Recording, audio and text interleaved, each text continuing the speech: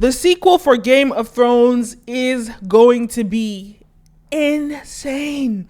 I think this is one of the stories in the Game of Thrones like tales that is actually equally or even more substantial than Game of Thrones itself. Like this story about the Targaryen family civil war, it is insane. So I'm gonna check out this video that breaks down. It's called The Dance of Dragons, right? Let me write it down. The Dance of Dragons. And that's what House of Dragon is all about. Now, it's 20 minutes long. And I tell you, this story is so juicy because it's so relatable, especially if you're African. If you're African or you just like have seen stories about like the, you know, passing of legacy passing and passing of stories about succession and passing wealth, passing inheritance. And when people don't do it properly, they fight. So that's the story. And we're going to check this out. It is juicy and I cannot wait. I cannot wait for this series to start. But before we get into that, don't forget to like, follow, subscribe, all the above. This video is brought to you by Brand Video Pro. We help brands increase their influence online and sales. So if you are interested in building your business online, click the link down below. We have something for you. All right, let's begin.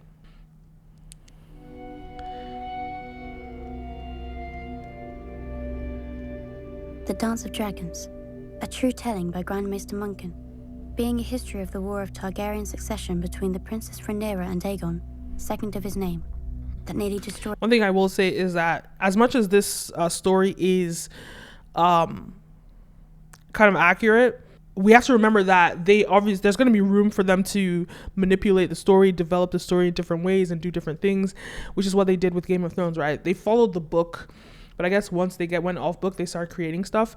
So, I mean, this is in the histories. This is in the Bible.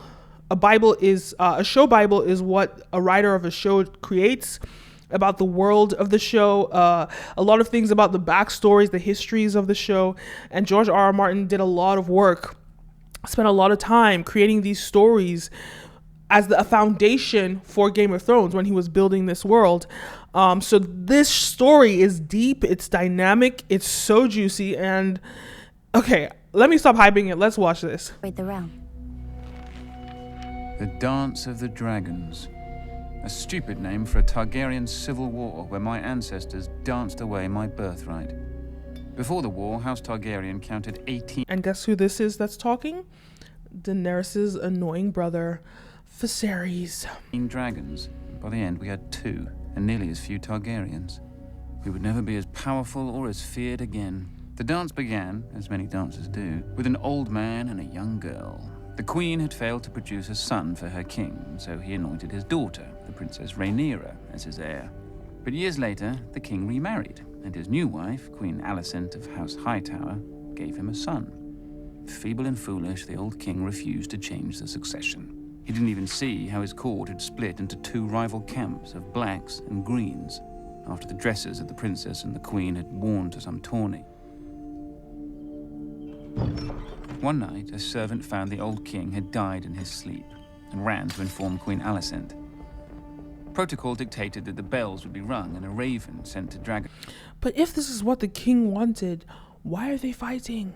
This is what the king has decided. Stone to summon the heir, Princess Rhaenyra, for her coronation. But Alicent had other plans. Once she saw her dead husband's body, she sealed the room and had the servant thrown into the black cells to ensure his silence. At the hour of the owl, the Lord Commander of the Kingsguard, Sir Criston Cole, summoned the small council to inform them of the king's death.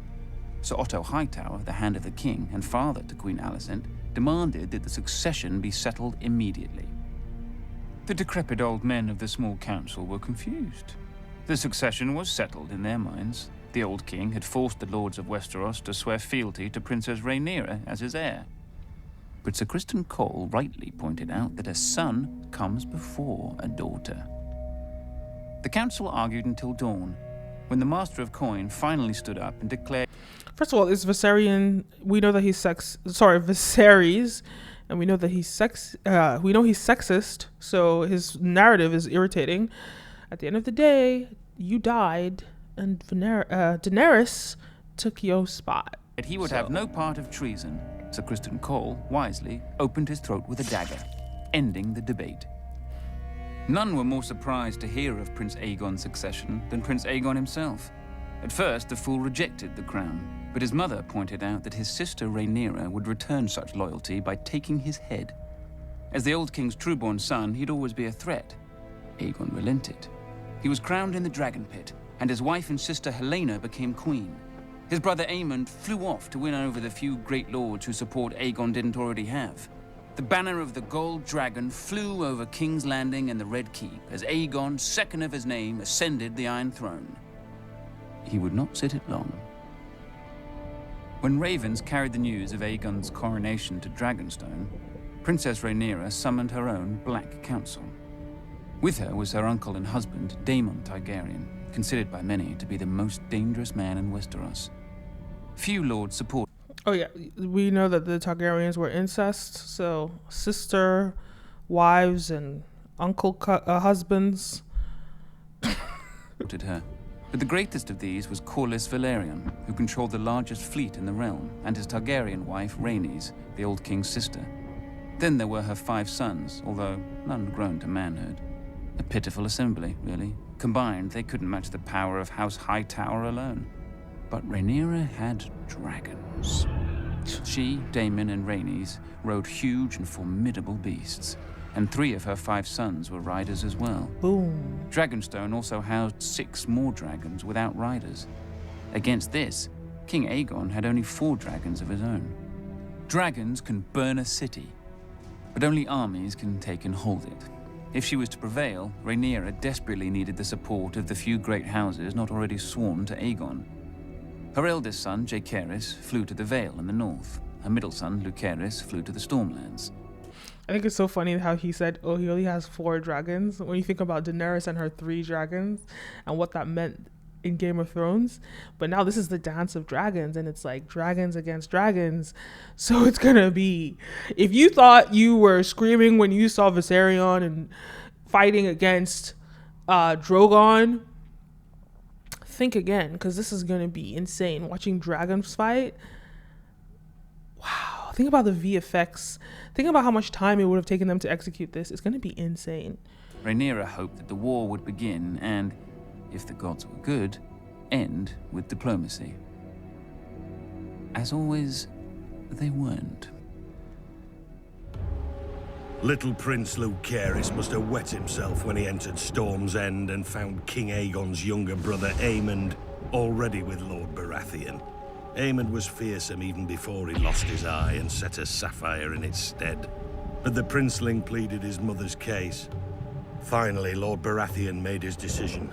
Go home, pup, and tell the bitch your mother that the Lord of Storm's End is not a dog she can whistle up. As Aemond's false eye gleamed at him, the princeling fled the castle and mounted his young dragon, Arrax. The rain fell in sheets, and great bolts of lightning lit the world bright as day. Arrax was struggling to stay aloft in the gale, when a roar shook the very foundations of Storm's End. Great writing. Aemond rose through the clouds, and below him, the monstrous Vhagar. Vhagar was 5 times the size of Arrax, and the hardened survivor of 100 battles. Vhagar caught him above Shipbreaker Bay. Watchers on the castle walls saw distant blasts of flame, and heard a shriek drown out the thunder. Prince Lucerys fell, broken, to be swallowed by the waves. With his death, the War of Ravens came to an end, and the War of Fire and Blood began. Wow. When Rhaenyra heard of her son's death, she collapsed. Yeah, the first draw of blood in the war. Anyway. Let's keep going. So juicy. She considered ending the war right then, until a raven arrived from her husband, Daemon. Her son would be avenged. So can I just say, it's so interesting how they pick who's going to narrate the each part. But Lord Baratheon, obviously we know Stannis Baratheon, not Stannis, what's his name again? Robert Baratheon. We know he's already he's the person to talk about war because he's the one who overtook the throne.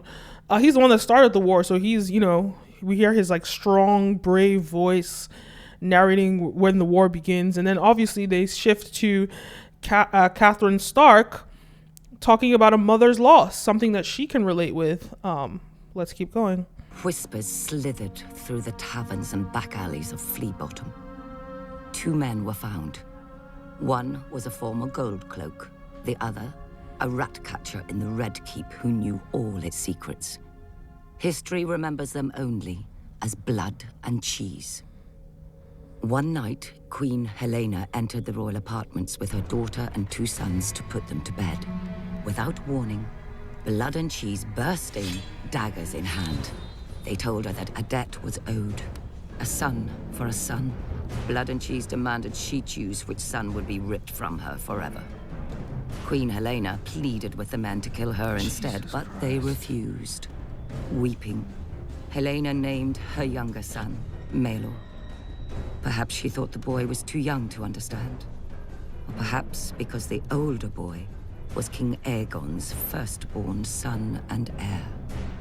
You hear that, little boy? Cheese whispered to the younger son. Your mama wants you dead. Then blood struck off the older boy's head with a single blow. When the guards burst in, they found Queen Helena still screaming, clasping her dead son's body to her, mad with grief.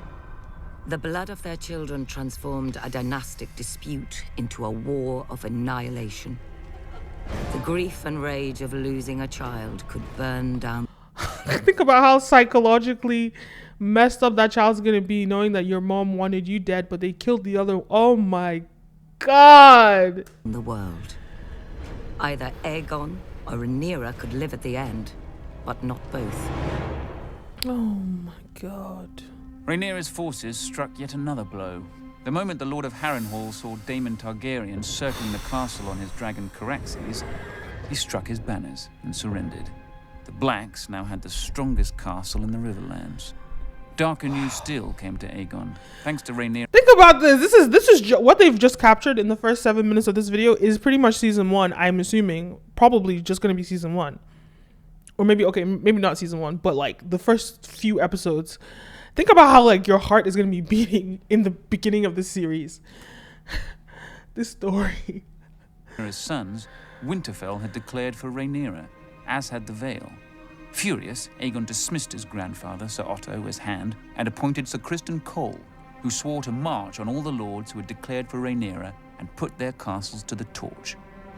Cole and the royal army first marched north and laid siege to Rook's Rest, a black stronghold near Dragonstone. When their lord saw their approach, he sent a raven to Rhaenyra, begging for help. For days he watched his fields and villages burning, with no response from his queen, until one day, a shadow passed over the Green Army. Rhaenyra had sent not an army, but her former mother-by-law, Rhaenys, and her dragon, Meleys. As her ancestor had done at the Field of Fire, Rhaenys gleefully began to incinerate Sir Criston's army. But Aegon had set a trap, and Rhaenys had flown right into it. As Rhaenys and Meleys blanketed Sir Criston's troops in dragon flame, 2 other dragons rose into the sky. Aemond on Vhagar, and King Aegon himself on the gleaming Sunfire. To her credit, Rhaenys didn't flee. Dragon fought dragons, and a second sun blossomed in the sky. When the smoke cleared, only Aemond and Vhagar stood uninjured. Sunfire, the most magnificent dragon in the world, had one of its wings almost completely torn from its body. Trapped beneath Sunfire was the king himself. Wow. Broken and burned so badly in places that his armor had fused onto his flesh. In the fire. His body survived, but his mind was given over to Milk of the Poppy. If you haven't watched Game of Thrones, Milk of the Poppy is a drink that they give people to soothe their pain, and think about like codeine or something like that, maybe even like heroin, I don't know. But it's those, milk of the puppy, they always give it to people that are sick just to help them, ease the pain. And it makes sense, milk of the puppy, the name, because heroin comes from, or codeine as well, I think, but heroin definitely comes from like puppies, the plant. So milk of the puppy, the juices from the plant. Maylis had been torn to shreds, and her rider, Rhaenys, was a pile of ash. Panicked by the defeat, Rhaenyra shipped her 2 youngest sons across the narrow sea for their protection, only for her youngest to return days later, clinging to the neck of his wounded and dying dragon. He and his brother had been set upon by an enemy fleet just off Dragonstone. Defying his mother's command, Rhaenyra's eldest son and heir, Jaehaerys, mounted his dragon Vermax and flew to rescue his other brother and punish the enemy fleet. But the foolish boy let Vermax be hooked like a trout and dragged into the sea, where he soaked up even more arrows than seawater. Wow. 4. This just shows that when you have too much, like, you're kind of careless with it. You're like, how can you lose 4 dragons? Like, think about Daenerys losing 1 dragon. Look at how she cherished her dragons when she only had 1. But this one... His brother disappeared over the horizon or beneath the waves. No one could say for sure. With the loss of 4 dragons, Rhaenyra's only advantage was fading. Luckily for her, over the centuries, House Targaryen had spilled more than blood on Dragonstone. She promised gold and title to any of the Targaryen bastards who could tame the 6 unclaimed dragons on the island. These bastards were called the Dragon Seeds, though most were called Supper. Wouldn't you have done that at the beginning? Like, you should have done that in the beginning instead of losing your family, sending your sons. But I guess, like, it happens so fast. They have to, like, when these things happen, and they do happen in real life, especially back in the day when there was no, like, legal system to support stuff. There was no kind of, like, law and order. These things happen so fast, and they're so, like, street. They're so sneaky. You have to act fast, so it makes sense. But I think that she should have been like planning to use those other dragons immediately, instead of losing like 2 of her sons. My God. And perhaps the dragons were eventually sated or bored, but 4 of them accepted riders and were enlisted in Rhaenyra's cause. After Rook's Rest, Aemond One-Eye took command of the Greens from his crippled and poppy-addled brother. Aemond was the blood of the dragon, and dragons don't cower behind city walls. He marched the king's army north to take back Harrenhal from Rhaenyra's husband, Daemon. But when he and Criston Cole reached the castle, they found the gates open, with Daemon and all his men gone. That night they feasted their victory. Daemon had fled rather than face their wrath. But Daemon was more snake than dragon. As Aemond marched north, he'd flown Caraxes south, slithering past the Green Army over the waters of the God's Eye. One day, King's Landing looked up and saw 2 dragons circling their foul city. Daemon and Rhaenyra had come for her throne, for the city was defenseless. Aemond had taken the king's army from the city, and worse, he'd taken his dragon, Vhagar. Seeing that resistance was hopeless, the small council surrendered the city, the Queen Mother Alicent, and the broken Queen Helena. Her throne. But not King Aegon. Somehow, despite his probably the wounds end of and season 1. delirium, he had vanished from the city. And so Queen Rhaenyra climbed the steps and seated herself on the Iron Throne. Legend has it that as she left the hall later, blood trickled down her legs and hands, proving the Iron Throne had spurned her. Nonsense. It's a chair made of steel blades. I just want to say, I wonder what type of personalities these characters have. Thinking about like Cersei sitting on that throne, is she going to be like Cersei? Who's our evil character? It's just going to be so interesting to see what the characters are really like and who you're going to be rooting for and who you're not going to be rooting for. And this thing, I bet I hope it's going to be better than Game of Thrones. Like, I don't know. Rhaenyra had wanted it all her life and had sacrificed 2 sons for it. She likely gripped the damn thing too tight. Damn. When Aemond realized that his arrogance had cost him the capital, He mounted Vhagar in a black rage and rained fire onto every village and castle he suspected of disloyalty. Good. Abandoned by Aemond, Sir Criston marched the royal army back to King's Landing, intent on recapturing the city himself. Instead, he was trapped and cut to pieces by the River Lords, who had sworn to support Rhaenyra's claim. When a new army of Green Loyalists marched up from the Reach and laid siege to the city of Tumbleton, Rhaenyra sent 2 of her dragon seeds to lay waste to them. Instead, the dragon seeds proved their bastard nature and betrayed her. They burned the city, and all the black forces garrisoned within. Lucky for her, they didn't turn towards King's Landing, but whored and drank in the ruins with the Greens, who were victorious and somewhat confused. Rhaenyra now mistrusted all the dragon seeds, including the girl who rode with her husband Daemon, hunting Aemond in the Riverlands.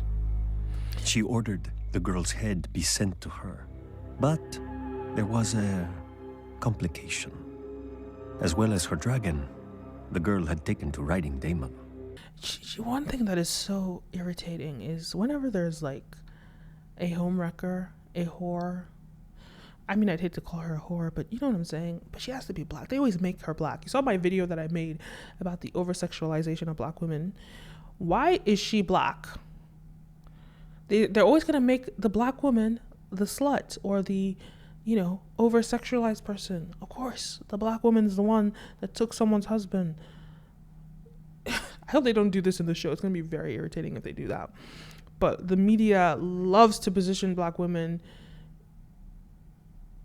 anything that's sexual first. That's how you're introduced to black women. It's ridiculous. When Daemon received the queen's order, he proclaimed it a queen's words and a whore's work. He sent the girl away at dawn, watching her and her dragon vanish into the morning mists. Then Daemon sent a challenge to his nephew Aemond and flew to Harrenhal, alone, to wait. 14 days later, a shadow blacker than any passing cloud swept over Harrenhal. Vhagar had come at last, and on her back rode one-eyed Prince Aemond. He mocked Daemon for facing him alone. "You have lived too long, uncle." And Daemon replied, "On that much, we agree." Then the old prince climbed stiffly onto the back of his dragon Caraxes, but neglected to fasten the chains that secured rider to saddle. The sun was close to setting when, as one, the 2 dragons leapt into the sky. Daemon took Caraxes up swiftly until they disappeared into a bank. First of all, the writing is so beautiful. How the adjectives and the descriptions of how this happens. Another one is, it's interesting fighting your uncle. Like, okay. Of clouds, Vhagar, older and slower, ascended more gradually. Up and up Vhagar soared, searching for Caraxes. Sudden as a thunderbolt, a shrieking Caraxes dove upon Vhagar. Locked together, the dragons tumbled toward the lake. Caraxes' jaws closed about Vhagar's neck, but Vhagar raked open Caraxes' belly, and her teeth ripped off a wing. The lake rushed up with terrible speed. Damn. Then Daemon Targaryen, who had never fastened his riding chains, stood in his saddle.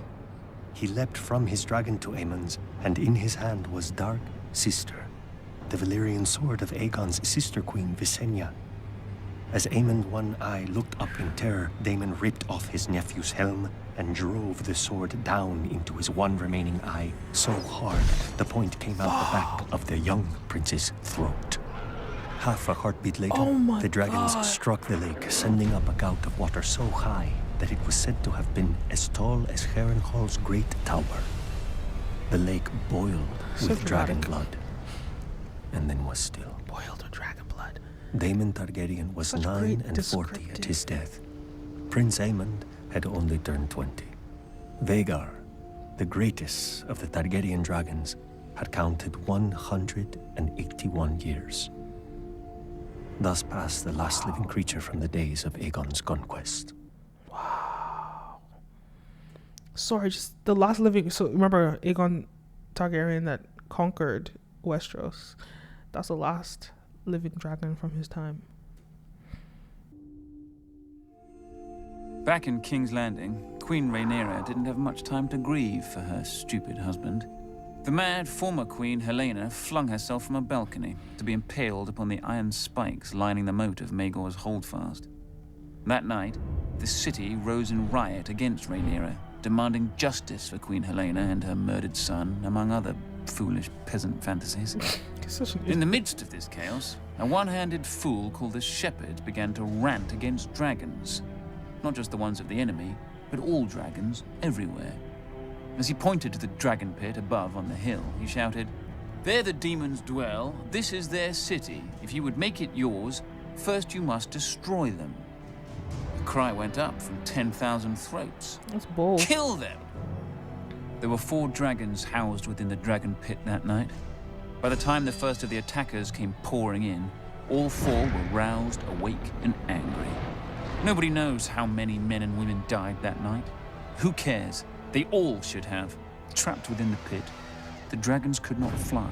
Instead, they fought with horns, claws, teeth, and fire. For every man who died, 10 more appeared, shouting that the dragons must die. One by one, they did. Finally, the last remaining dragon broke her chains, spread her wings, and flew straight up at the Great Dome, trying to flee. Already weakened by dragon flame, the dome cracked under the force of impact, and then tumbled down, crushing dragon slayers and herself. High atop the Red Keep, Queen Rhaenyra clutched her 2 remaining sons to her as she watched the end of her family's might. Wow. Too afraid of the peasants to defend her dragons. At least her older son, Joffrey. Our favorite Joffrey is narrating right now. Joffrey had a man's spine. He stole his mother's dragon, Syrax, and tried to fly it to the dragon pit to save his birthright. But the stupid beast didn't understand and twisted beneath him, fighting to be free of the little boy. Until it was. Oh my god. A queen is still a woman, with all the weakness of that sex. Weeping for her lost son more than her dragons, Rhaenyra abandoned the Iron Throne and sold her crown to buy passage for her and her last son back to Dragonstone. Rhaenyra What is the point of all of that? You have the throne, keep it. hoped to hatch more dragons from the eggs in the castle. But when she landed, You are insane. the welcoming party slew her guards and marched her and her son at spear point to the castle to face a dead man and a dying dragon. "Sister!" King Aegon, second of his name, called out to Rhaenyra. Rook's Rest had left Aegon bent and twisted, his once handsome face puffy from milk of the poppy, with burn scars covering half his body. Rhaenyra, ever defiant, told her dear brother that she'd hoped he was dead. "After you," Aegon answered. Then Sunfire bathed her in a blast of flame and devoured But her doesn't she in not 6 burn? bites when her son watched, leaving the 7th and final bite her lower leg for the stranger. Rhaenyra I was was rooting dead, for her. and King Aegon sat the Iron Throne again. But only for half a year. He was poisoned by his own men and replaced with the very boy who had watched his mother devoured. Oh god. When Rhaenyra's last son wed Aegon's only daughter, the Dance of Dragons officially ended. Ashen burned men, all that was left of the Riverlands. 2 scared children spouting oaths they didn't understand, all that was left of the mighty House Targaryen. Ancient skulls and hatchlings that grew no bigger than cats, all that was left of the dragons. What a fantastic story, you know? What a fantastic story. And obviously, you know, for the series, they might change it up a little bit. They might change it up a lot. But it's going to be exciting to watch. And I can't wait till it starts January 1st. Yes. Okay, so those are my thoughts on House of Dragon. Let me know your thoughts. Leave a comment down below. Don't forget to like, follow, subscribe, all the above. My name is Kenim, and see you next time. Peace.